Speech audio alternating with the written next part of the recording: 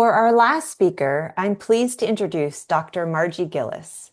Dr. Margie Gillis is the founder and president of Literacy How, a nonprofit organization that provides professional learning opportunities and coaching for educators on how to best implement research-based practices in the classroom. She's worked with many states, including the Connecticut State Department of Education, to bring evidence-based structured literacy research to educators. She helps teachers nationwide apply these practices at the district, school, and classroom levels. Please join me in welcoming Dr. Margie Gillis. Thank you, Jessica. Can you hear me okay? Excellent. So nice to be here. Thank you for inviting me for a second year in a row. And I'm grateful to have this opportunity to speak to literacy leaders in California. So good morning. I know that you've been with two giants in the field, Dr. Carol Tolman, Dr. Julie Washington, and I'm happy to be closing out the session for today. This is a QR code for some Oracy websites and resources that I'll reference, and I see that the link is also in the chat box. And just a tiny bit about myself. Jessica introduced me and Literacy How. I've been doing this work longer than the organization Literacy How was born in 2009. I started this work with teachers in 2000 at Haskins Laboratories in New Haven. And then I shifted to starting this nonprofit organization, but continuing the same work, and the work being coaching teachers and embedding our coaching in classrooms as much as possible, because I think we all agree that's where the traction happens. And it sticks, and that's what we want for our students. So today, I have three outcomes. First, that you'll understand how and why oral language is at the core of learning to read and write. Also, learning how classroom conversations support our students' ability to understand language and express themselves. Two very important things. And last, to understand the importance of instructional routines that we can use in very intentional ways in every single classroom. And by the way, in the cafeteria, outside in the playground as well, to support students' oral language skills. And I always like to start with this quote because it's short and sweet, right to the point. What is the relationship between language and thought? Certainly, Dr. Coleman touched on some of this when she talked about language structures, specifically verbal reasoning. And although language and thought are different cognitive processes, they really are inextricably linked, because language actually does structure our ability to convey our thought. And I love this quote by Dr. Vygotsky. So how do I define oral language? I define it as the process of speaking and listening to communicate meaning. And we know that children learn language as they interact with responsive adults and peers, and that it has to happen in meaningful context. So even if they're learning sign language, they're learning it in this important, meaningful context. I helped start a preschool back in 2012 in a children's museum in Norwalk, Connecticut. And it was such an amazing opportunity for me, and also, for many reasons, but we really had this beautiful play-based environment. And we trained our teachers, we talked to our teachers a lot about the type of intentional conversations we wanted them to have, the teachers with their students, and the students to have with each other. So this is just a little snippet of a conversation about volcanoes.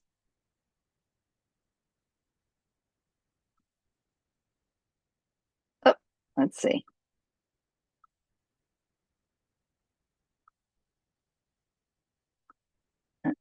Whoops, let's see if we can get it to play. Hold on. I saw the little play come up, but it's not cooperating. Let's try again.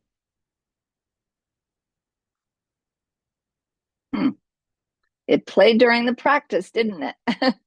One more time.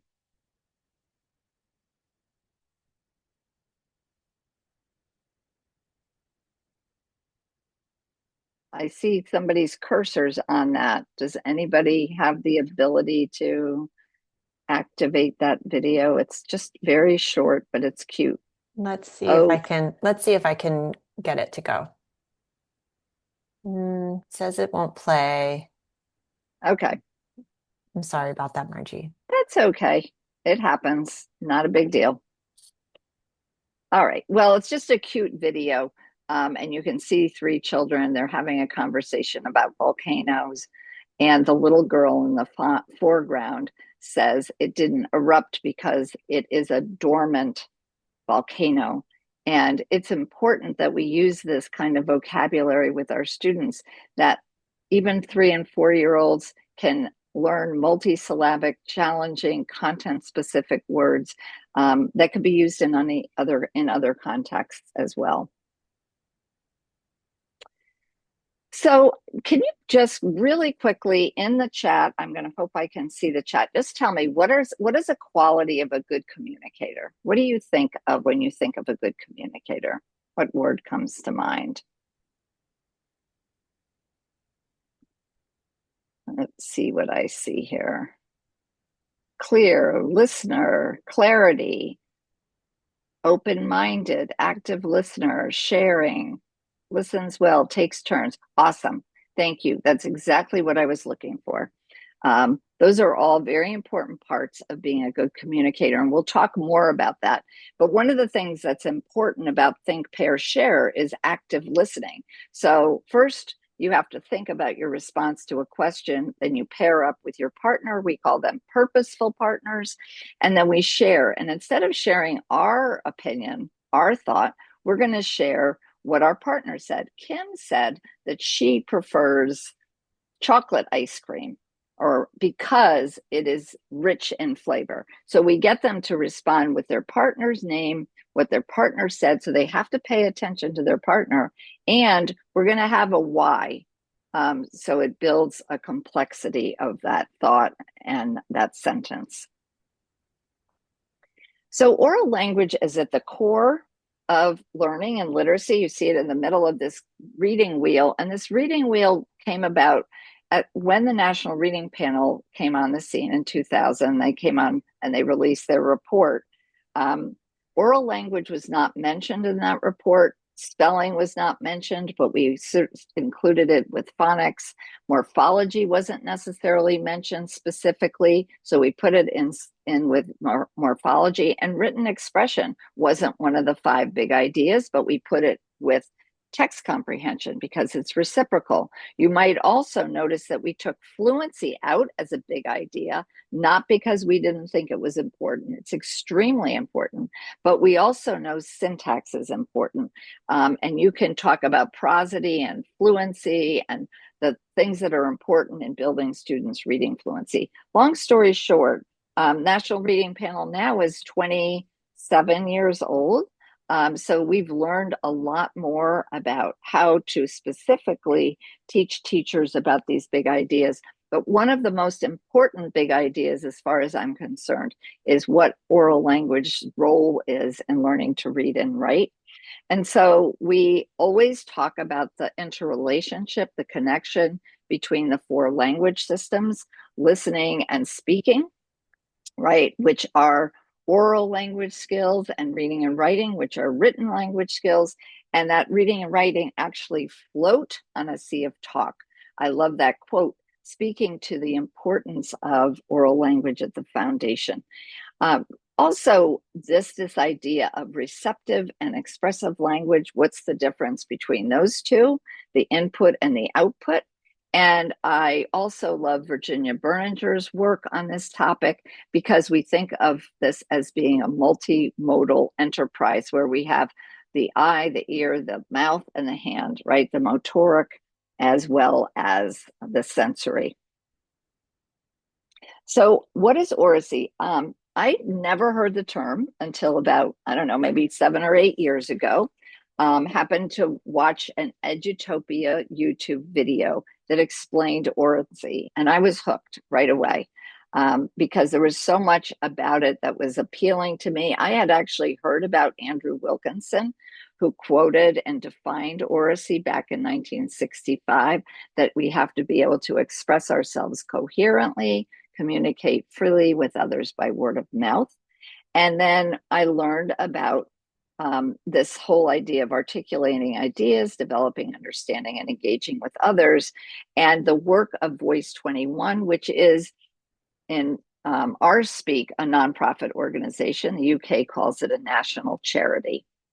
A lot of the resources that you're going to find on that page that I shared with you at the beginning, those are all active links to a number of different websites. They might not call it oracy, although lots of them do, and then some are just talking specifically about oral language. But in school, the idea that oracy is the tool that we learn how we've learned, and that we are teaching our students effective speaking and listening, because we will empower them to understand themselves, each other, and the world around them. So it's a route to social mobility. And I like this Venn diagram that shows the oracy as the intersection of learning to talk, because again, that's a foundational piece to learning to read and write, and then transitioning to learning through talk. I'm going to show you this video, and I'm not going to play the whole video, but if you go to YouTube, subscribe to Oracy Cambridge, you'll find it. Voice 21, you can subscribe to that as well. And as you watch this video, I want you to think about things that impressed you, and drop those ideas into the chat. If I have a chance, I'll take a look at them. But you're going to notice some techniques where the students are talking about different topics, and they're going to showcase how they're deepening their understanding. But the big idea here is that the teachers are thoughtfully planning, designing, scaffolding, all the things we know to make sure that each and every one of their students is engaging in the conversation. So fingers crossed this one plays. Oh, I think I have to go to the next slide. Here we go.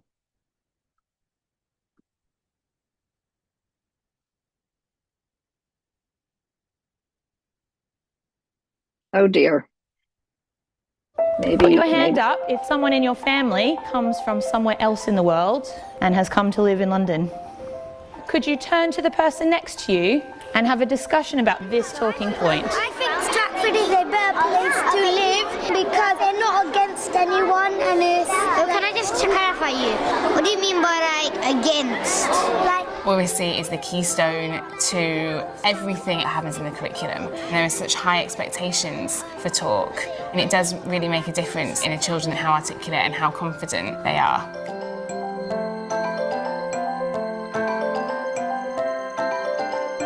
The vision of School 21 is to prepare young people for the world that they're going to go into in the 21st century. I think one of the biggest barriers to the students we serve really getting on in life is lack of good communication skills. We need to elevate speaking to the same level as reading and writing. So we have a vote. What makes me enjoy talking the most is that everybody's listening to you and you're like part of the world and you feel respected and important. When I'm talking, they're listening what I'm saying, and sometimes they give me questions, or maybe I give them questions. Every child within this school is expected to speak in every lesson, in every opportunity throughout their school day, and we try and create lots of different contexts for young people to hone their skills as speakers. Right, so what I want us to do now is to have a discussion about different kinds of culture, and I want us to discuss this. Some cultures are better than others. I think every teacher, if you say to them, do you talk in your classroom? Of course there's talking in the classroom, but what's different here is the deliberateness of it. Every teacher needs to have that toolkit of things that they can draw on to bring effective talk into their practice. We've done a lot of work introducing sentence stems that children can use for different situations, so for agreeing with somebody, for disagreeing politely with someone, for challenging someone. And while we're doing that, I want you to make sure that you're using some of the sentence stems. So you might say linking to someone's point or build on something that somebody has said. Building on there. I agree, because maybe The thing that's had the biggest impact on my practice is probably discussion guidelines. We are going to be discussing why beliefs were important or why they weren't important in ancient Greece. Could anybody remind me about any of our discussion guidelines? One of them is when someone's not contributing, you have to invite them by asking them a question or saying their name. Excellent. Why would you do that, Aaron? Then everyone has an idea. Everyone gets to share their idea, don't they? Well done. All right. So discussion guidelines were created in conjunction with the children. These are the 5 or 6 key things that we think make a really good discussion. I've been able to take a step back, and I think that the children take on a larger role within the classroom. All right, thank you, Jessica. That was great. So as I said, that's a longer video, but I wanted to show you at least half of it. And I noticed in the chat some of the things that you mentioned. Clarification as a norm, elevating speaking, every student speaking in every class throughout the day, different contexts. Also, when kids aren't, I love contributing, the emphasis on a different syllable instead of contributing, how we say it. But, you know, just that idea of inviting people to share, because every child should feel valued, and they need that practice, especially the reticent children. So take a look and watch the whole thing. It's really worth watching again anyway. So one of the links that you'll find is a link to this handout. It's a 10-page handout that talks about 10 ways to make oracy thrive in your classroom, which I know you'll find great. Some of the things I'm sure you're already aware of, but maybe some new ideas, and the transformative power of oracy. By the way, there's also a link to Oracy Cambridge, and inside that link, there's on the top of the screen, you'll see resources, and the resources are where you'll find lots of great stuff. Speaking of great stuff too, there's a video that was embedded in this slide, but I knew I'd end up running out of time, and I do want to save a few minutes toward the end for questions. But if you subscribe to the Oracy Cambridge YouTube channel, there's lots of wonderful videos. If you're like me, I need to see what this looks like in real classrooms. So that particular video talks about the group discussions, and the ground rules that are so important. So these are discussion guidelines that you create with your class, not dissimilar from class rules, because I think every teacher has class rules, but these are specific to how the students will engage in conversations, and the guidelines for that.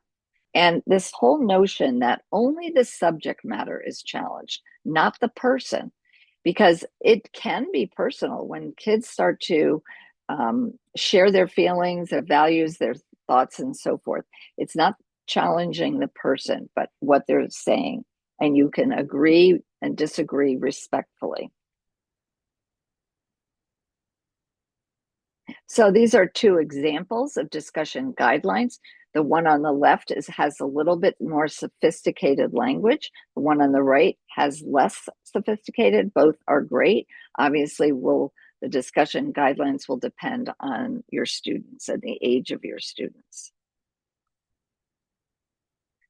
One of the things that I've learned a lot about is how you group your students and how that matters, because each grouping yields a different type of conversation. And I know in most classrooms, I think I see kids in pairs. I think pair share is very common, but even young kids can get in a trio, and that elicits a different outcome when you have 3 children interacting. And then the traverse, which is also, you didn't get to see that, but at the end of the video I just showed you, you'll see the traverse where kids are standing opposite each other, and then the lines are shifting so that you actually are interacting and engaging and speaking and listening with more students. So you can see what these 6 different configurations yield, and what they look like. Another thing that I think is really impactful about engaging in oracy and oral language is assessing your students on 4 different criteria. And the 4 categories that this oracy framework is broken into is physical, how our voice is projecting our body language; linguistic, like what is the language that we're using with our students, with each other, and with our teachers; the cognitive aspect of oracy, which is huge. We talked about thought, right, and how important oracy is in expressing how we're thinking. And the last is social and emotional. And Madeline just said she's heard it called lines of communication, which makes sense. Yeah. So these 4 different categories enable successful discussion, inspiring speech, and effective communication.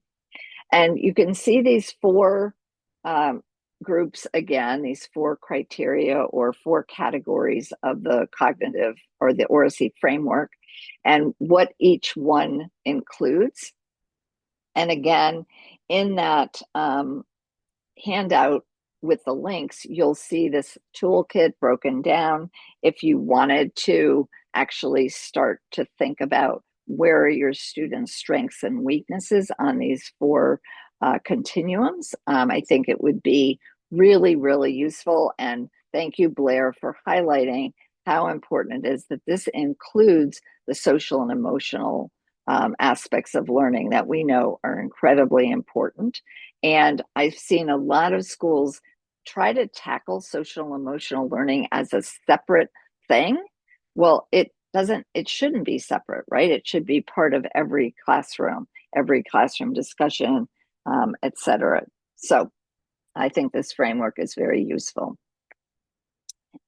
So if you think about the linguistic skills, so looking at these linguistic variables that are listed here, and thinking about the discussion roles that we could assign students ultimately to participate, I hearken back to reciprocal teaching, which, I've been in education for over 50 years, but Palanskar and Brown actually developed the theory of reciprocal teaching and tested their hypotheses about how cooperative learning actually gets the best outcomes for kids learning and interacting with each other, etc.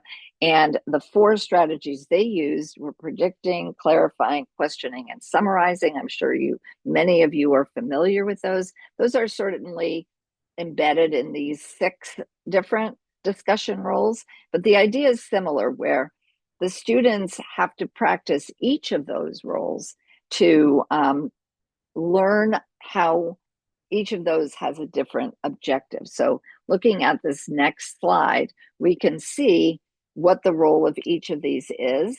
And I wished I had the video that we searched high and low for. Ramisa tried so hard to find a great video that showed the talk tasks that you'll see in a moment. But you start by having the students hold the card itself. So if they're the instigator, they have that card. They know what that instigator's role is. And then they have some sentence starters that actually support their ability to practice taking on that role. So in a class of 24 kids, you would divide up the roles, or you would put kids into small groups, like maybe even have a group of 6 kids, and each student has a different role to play. And obviously you have to scaffold this, you have to teach it very intentionally and step by step, but it's actually very, very helpful. So this is, again, a list of the student tactics, and this is Alice Kennedy talking about how they're explicitly taught. I'm going to find that video, come hell or high water, as they say. But in one of the other handouts in the resources that I shared with you, there's something called Pupil Talk Prompts. That's another great handout that you can download and see some other ways of prompting students to take on these different roles. As we know, when we get kids talking and thinking and interacting with ideas, we're developing cognitive skills. So you see, do you and your group agree or disagree with these ideas? And then having to give your idea and explain that. So on the next slide, you'll see a little bit more about that.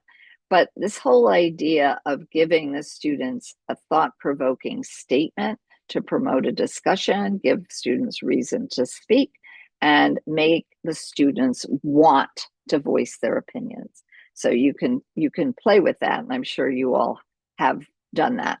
But in this case, these talking points specifically have to do with talking about talk. So that's a topic in and of itself that you could explore with your students. So you're going to see a video in a moment of what's called talk detectives. And this is really one of the leaders of Oracy explaining what this is all about, what talk detectives are. Essentially, the kids play the role of being a detective and looking for certain things about the other students in the class and how they're interacting with the language and with the ideas. So you have things you're looking for with their physical, how they're behaving physically, cognitively, linguistically, and socially and emotionally. You'll see that this can, in and of itself, be extremely motivating and interesting for the kids. See if we can get this one to work. Right, as we are having our discussion, we are going to have 2 talk detectives that are going to be coming around and spying. So today we use talk detectives, which go around and listen into people's discussions. And I want you to see if you can spot anybody that is using any of our discussion guidelines, okay? Right, off you go. Discussion guidelines were created in conjunction with the children. We looked at key things that we think make a really good discussion. You would worship a God to give you the power. I agree with you. Having a clear set of guidelines makes sure that discussion is really, really focused. Ashante, did you hear anybody using any of our discussion guidelines? I heard that Ria was building onto Anna's idea. Since I've started Talk Detectives, the children think about their conversations kind of metacognitively, and it has really good learning outcomes as well. They just came to a shared agreement. Excellent.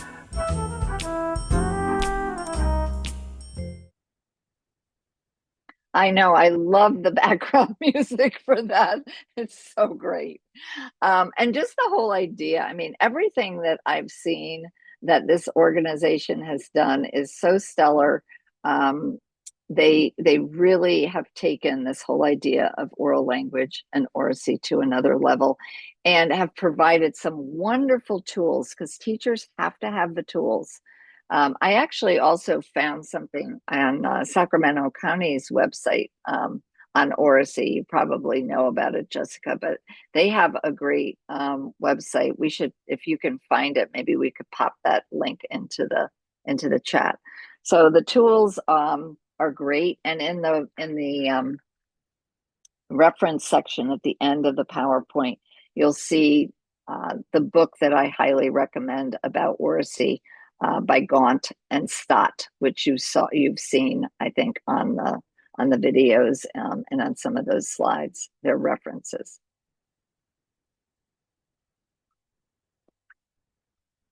Okay, let's see how to get there we go. So as many of you mentioned when I asked you, what is a quality of a good communicator? Many of you right away put good listener. And that is absolutely true. We have to really show that we value and model good active listening, because kids are pretty self-centered. They want to share their own thoughts and feelings and answers, right? And they are not as apt to listen to what their peers are saying. So listening is something that we absolutely can explicitly teach and model and scaffold. And in this case, we're looking for those four categories. So what does it look like physically to be an active listener? What does it look like in terms of linguistics, right? We're teaching kids to paraphrase, which is a very, very challenging skill to teach, to have them say something in their own words without repeating verbatim. We also want to think about the cognitive aspects of listening, which I think is also extremely powerful. So again, this idea of summarizing, also asking a question to get clarification, those are also important skills. And then last but not least, the social and emotional aspect of listening. Our kids are on devices all the time now, and they're not learning the pragmatics of listening as much as they should and need to. Even adults are not practicing pragmatics when it comes to this, because we're so tethered to our devices. So this is a really important skill to teach. And then, as I mentioned, this is the reference, the Oracy Imperative. Highly, highly recommend the book. Short book, not a big textbook, but full of great information, including this, the listening ladder. So we want to teach our students to critique their own listening. And this is such a cool, thank you for popping that in there, Blair. This is such a great tool and fun, and the kids love it. So the idea is that you start at the bottom. So these skills are ordered in terms of complexity. You can see how that works. And there's lots of different ways you can apply this in the classroom. But the idea is really they're going to critique their own listening skills and try to be as objective as possible when they reflect back on during a task, during a prompt or whatever was happening in the classroom. Were they actively listening?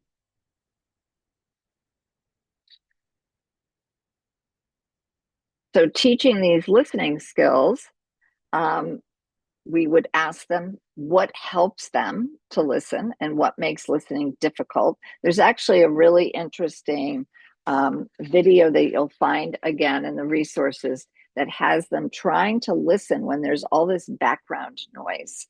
So getting them to be attuned to how it's hard to pay attention in certain circumstances and being more sensitive to that, I think is a really powerful discussion.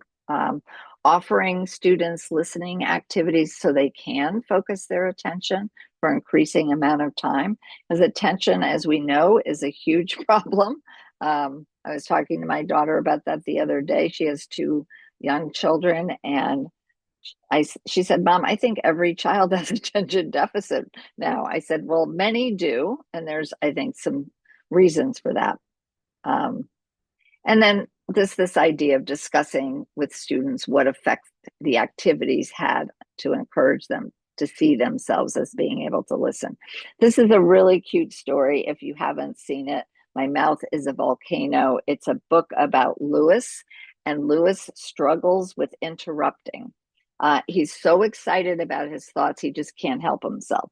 And it really helps kids understand empathy and self-control, which again, for our kids with executive function challenges, this is something that we need to talk to them about and give them good tips on how to address those issues. And then good old Simon Says. I was in my great niece's 2nd grade classroom the other day, and I played Simon Says with them. They loved it, and super easy to play. Again, helping with impulse control. This is another great activity that is explained in greater detail in the book that I just mentioned. It's called If I Ruled the World. It's based on a British game show in the 90s. I never saw it, but I heard about it. And it's really a parody on politicians' behavior. So it's actually quite relevant today. And the way it goes is you play in groups of 4 to 6. The first person says, if I ruled the world, I would, whatever they would say, because now this is where you have to give a reason for your answer. The second person starts with, I disagree, because if I rule the world, I would, and then they give their answer. Now, they have to disagree the idea is even if they don't disagree, they have to come up with a reason why they disagree, and you just go around the circle. And it's quite, it's really fun to see the kids play this game. They really enjoy it. So what can a teacher do to increase students' verbal output? And here is where I would always reference Anita Archer. Anita Archer is, you all know, I'm sure, who she is, the queen of explicit instruction. I think providing adequate think or wait time, as we might call it, is so incredibly important, powerful, impactful, and easy to do. Not so easy if you have limited time, but it's amazing giving, even if it's just 10 seconds. 10 seconds doesn't seem like a lot, but 10 seconds can be a lot. Silence. Nobody says anything. Because the children who have slow processing speed, and 2 out of 2 grandchildren, or actually 2 out of 3 of my grandchildren, have very slow processing speed. They need that time to think and process the question. So yes, think time is really important. And then Anita Archer, all her wonderful ways to engage students, structured choral responses. That's a great way to get everybody to respond, right? Even those students who don't have their own ideas right away can respond chorally. Zip around is great. Everybody, and a kid can pass, which is also very, very important. And then shout out is also really important. Becky, the text I think you were asking me for is the oracy imperative. I just happened to see your, I think that's what you were asking about. Shout out and purposeful partners. And then I know this is really small. My apologies for this.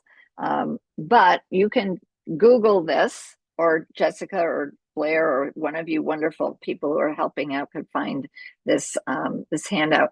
But Anita's work is so wonderful on so many levels. This comes from Explicit Instruction, her book with Charles Hughes. And this idea of active participation just breaks it down so beautifully into the idea of a positive environment with responsive teaching that's learning focused, and then breaking it down further into the physical, written, and oral responses. So it's a lot of overlap with what I've just been talking about.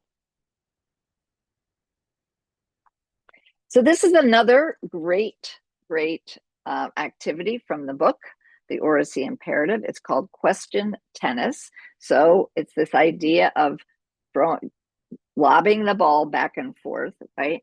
So this is 2 people, partner A and partner B. And I like to start this with a picture that's thought-provoking. So I found this and I said, wow, this is pretty thought-provoking. What would a student say about this? So partner A starts with their question. So they might say, how did she lift up the water? Or what did she find underneath the water? Or what do you think she's feeling? So partner A and then partner B asks their question. So they're not responding to each other's question. They're just each of them coming up with a question. And you get a point if your partner can't think of a question fast enough. So it's a fun game. Now, I know you had Julie Washington speaking about language variation. She probably wasn't talking a lot about, and I wished I could have listened to her, but I couldn't. But I've heard her speak many times, and she's always amazing fount of knowledge, and just so interesting to listen to her talk about language variation. But this whole idea of nurturing multilingualism for those students who don't have a command of English, or they just are shy to share, whatever the case may be, but are reluctant speakers, we really want them to be in this communicative, interactive context, because that's really the best way that you acquire a second language or a third language. So again, not enough time for me to talk extensively about that, but I'm sure that Julie did. So I want to talk about high quality talk in the early grades. A lot of the oracy work is geared, I would say, for second, third grade and up.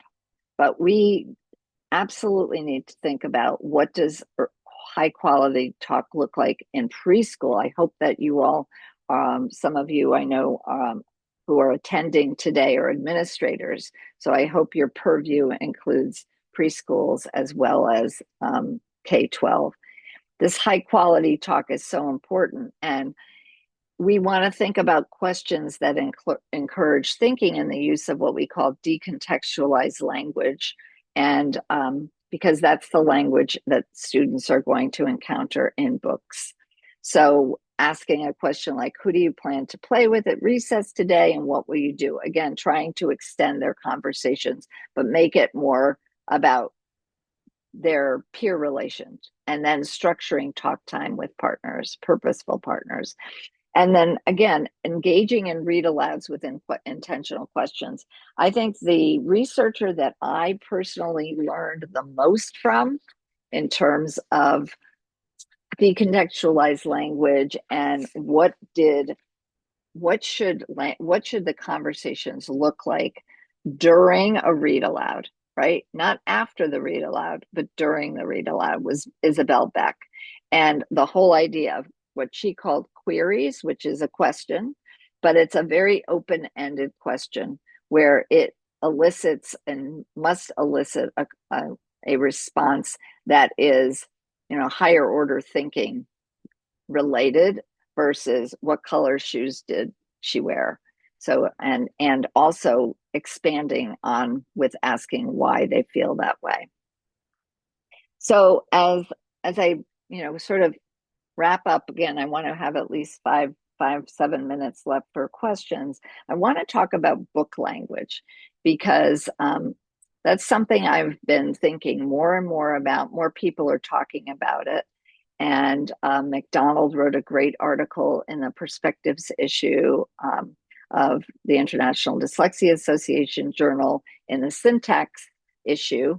And this idea that when you tell a story to a reader that's not physically present, the author has to use different language than what we talk all day long, right? Our conversational language, our contextualized language. So book language has more words, more detail, and different sentence structure, so that this exposure to book language is going to provide opportunities for students to learn a lot more vocabulary, build their knowledge of the world, build their syntactic knowledge. Syntactic knowledge, we know, is highly correlated with language comprehension. So children really need exposure to book language. So no presentation would be complete for me personally without this. So I know you all are very familiar with Hollis Scarborough's rope, and I know that Carol Tolman spoke a lot today about two of the strands, language structures and verbal reasoning. And a lot of the work that I do with teachers, expanding their understanding of syntax, and I love Carol's slides, which she shared with me, showing how she unpacked dense text, the text that kids are first going to listen to and then ultimately read, and thinking about this idea of how we're building background knowledge. And that's certainly a very important part of building language comprehension and reading comprehension. And then the vocabulary that I talked for a short time about at the beginning of this talk.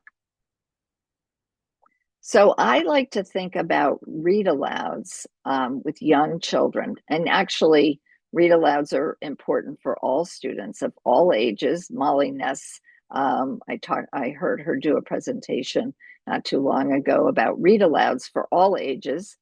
And this slide is not advancing for some reason. Let me see if I can get it to go. Seems to be stuck. I guess if you have to be stuck on a slide, you might as well be stuck on this one. Okay, there we go. Thinking about, and we should have had another 2 slides before this. Oh, there we go. There we go. Now, didn't want to miss this.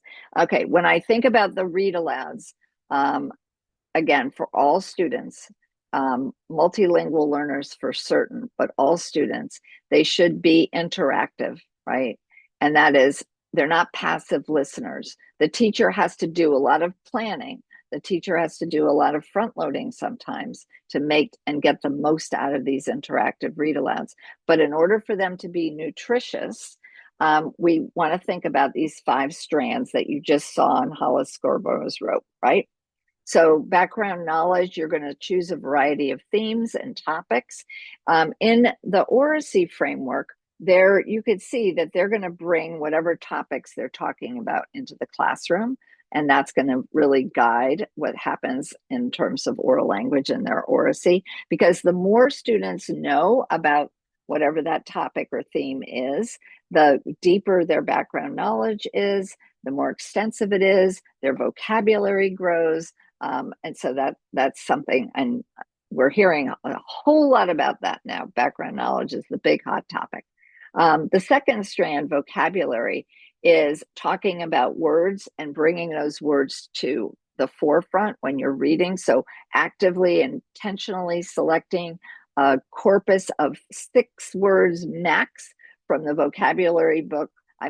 From the read aloud that you're going to explicitly teach, and then you're going to keep those words alive by bringing them into the classroom as much as possible. And they should be multisyllabic words, right? Because those are those juicy words that we want them to learn.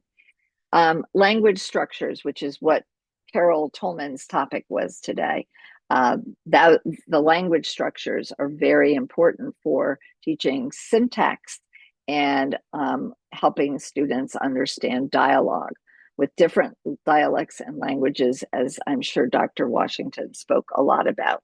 And then the verbal reasoning, which again, Dr. Tolman talked about this importance of asking inferential questions along the way. And then I like to remind teachers, if you ask students a question, don't let them answer it with an incomplete because whatever, because isn't a complete sentence. You want them to start with the question to answer the question and then give their reason. And then the last one is literacy knowledge and reading a range of discourse genres, I think is really, really important. Janelle, I'm just looking at your question. It's Isabel Beck is the person that wrote about queries, and her great, wonderful book is called Questioning the Author. And the idea is that authors are not infallible, number one, and number two, authors are not there for you to ask clarifying questions of.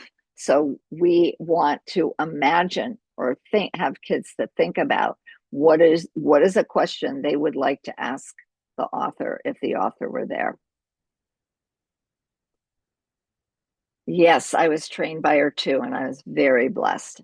So again, as I wrap up, thinking about oracy, the impact of a high quality, oh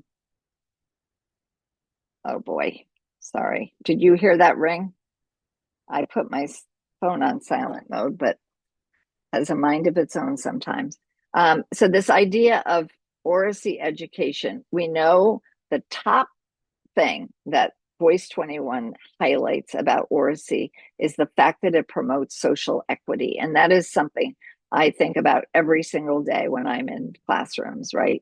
We have to strive for social equity. And to me, oral language is an amazing way to do that by empowering students and giving them their voice. Narrowing the gaps. I live in Connecticut. Connecticut has, if not the largest achievement gap and opportunity gap in the United States, one of the largest gaps. And this is a way to at least, it maybe not be able to close it, but to narrow it is really an important goal. And then thinking about equipping students in life beyond their education fostering well-being, etc., and increasing confidence. I have seen such a change in students' confidence level when we give them these tools. So my call to action to each of you is think about how you, and you all are, most of you are leaders. I asked Ramisa what the attendees, who you are. I wish I could see you. They're 375 strong, which is an amazing group of people coming together today to learn from each other and with each other. And that many of you are administrators. So you all are so, so very important. You can change the culture of a school and of a district. And if you're not in charge of a school or a district, if you're in charge of several classrooms, if you're a literacy coach, you can start small, right? You can start with one classroom. Find a teacher who is excited about bringing oral literacy, oral language and oracy into their classroom. Find that one person and tell them you're going to help them do this. Like, right, one day, 1 week at a time, bringing one or two of the tools and the ideas that I shared with you today into the classroom. If you're a literacy coach, and my team, we are literacy coaches, basically modeling like some of these activities. Have fun with the kids. That's the fun thing about oral language and oracy, is you can play with it, you can have fun with it. And I think that's really, really important. And then integrating the routines. Just looking at a couple of the chats, Leah, you just said a quiet classroom is a well-managed classroom. A productive conversation is not noise. Thank you for saying that, because I usually start with that. Like, many administrators are looking for quiet classrooms. There should be a nice buzz, right? There should be a nice, not out of control, but children are talking to each other and they're enjoying being able to engage with their peers. So thank you for saying that, Leah. Productive conversation is not noise. That's exactly right. These are my references that I mentioned before. So you should be able to find the things that I was talking about some more. There's my contact information, my website, and I would love to take some questions. I've got 8 whole minutes, which is I went maybe too fast at the beginning, but I'm grateful that I have some time now to hear your thoughts and also any questions you might have. That's absolutely perfect. We're excited to be able to pose some of the great questions that we've gotten in the chat and in the Q&A. Before we do, please do take a moment to fill out this survey. It is for this session, and we'll begin with a few of the questions that have come through. When working in a setting that's mostly one-on-one, is there any alterations to these strategies relative to oracy that a tutor or teacher should make? That's a great question. I guess the main thing is that you can explicitly teach, again, some listening skills, even if it's one-to-one. So you're almost like the student's partner in this and taking turns. Certainly, some of the activities I just shared, right? The tennis game, if I ruled the world, it would just be playing with 2 people. But and the listening ladder, I think, is still very viable in that context as well. Great. Is there specific research with qualitative evidence that you can point to related to the impact of oracy practice with students?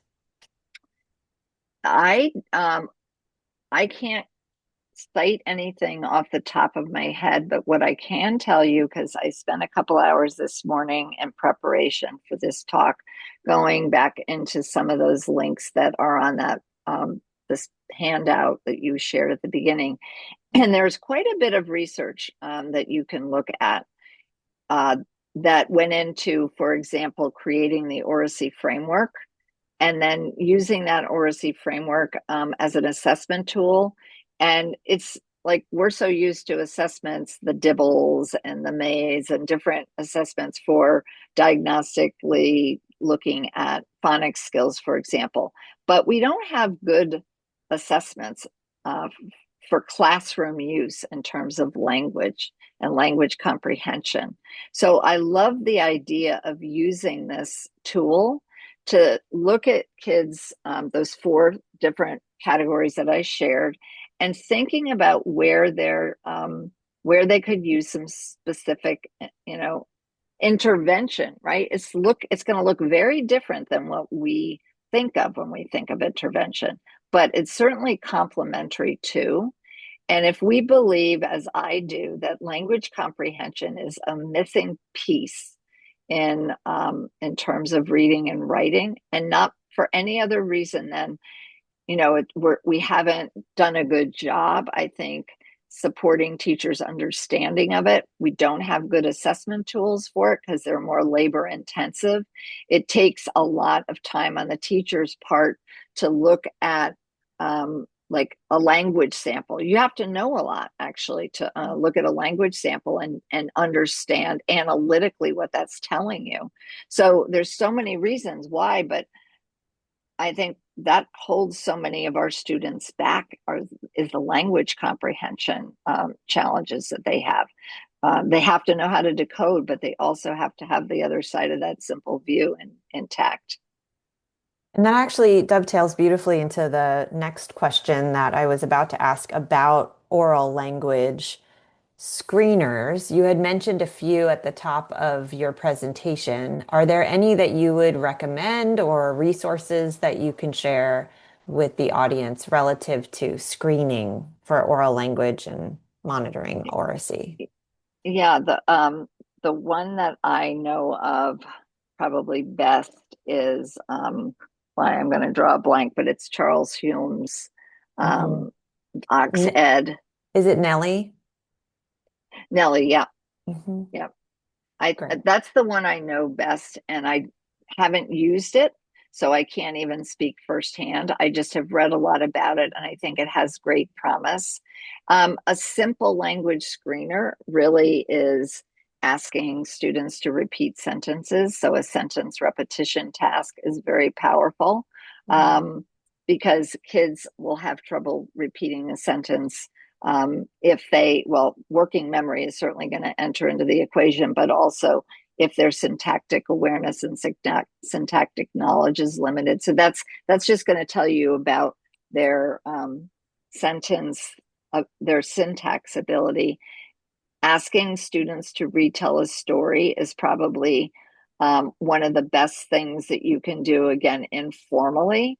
Again, but you have to, and you can transcribe it easily on your phone. Like you just read a short paragraph or 2, and then ask a student to retell. It helps if it has a complete episode.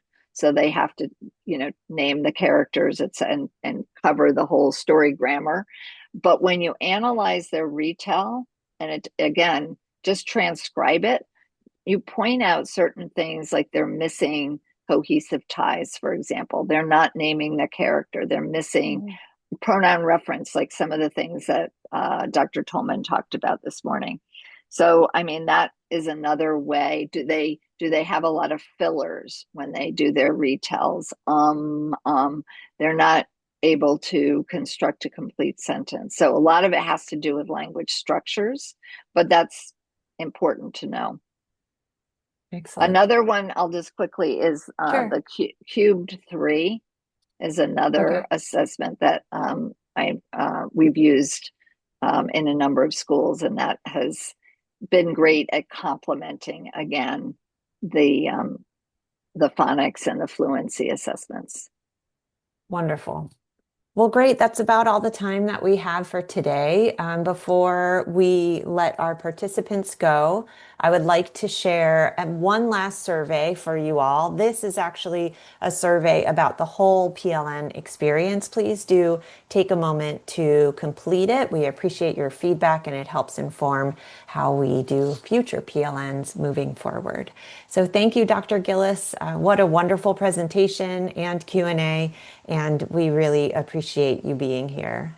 Um, Well, thank you. Appreciated being here as well. uh, Thanks so for all your chiming in, everyone. Yes, so this completes our webinar portion of the day. You will now head to your regional hub leads rooms to debrief on today's learning and discuss takeaways relevant to your instructional practice. The regional hub rooms links are located in the document in the chat.